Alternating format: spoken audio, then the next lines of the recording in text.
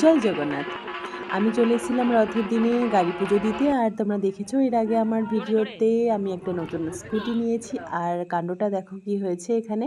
নারকেল ফাটানোর অনেকবার চেষ্টা করলাম কিন্তু পারলাম না। তারপরে পুরোহিত মশাই ফাটিয়ে দিল। আমি জানি যে নারকেল ফাটানোটা আমার দ্বারা অসম্ভব কাজ, কিন্তু ওখানে গিয়ে দেখলাম অনেকেই পুজো দিচ্ছে আর কি সুন্দর একেবারেই নারকেল ফাটিয়ে দিচ্ছে। অবশ্যই সেইগুলো সবাই ছেলে ছিল। ভাবলাম হয়তো ইজিই হবে, আমিও পারবো, কিন্তু না, ততটাও সহজ নয়, ব্যাপারটা অনেকটাই কঠিন।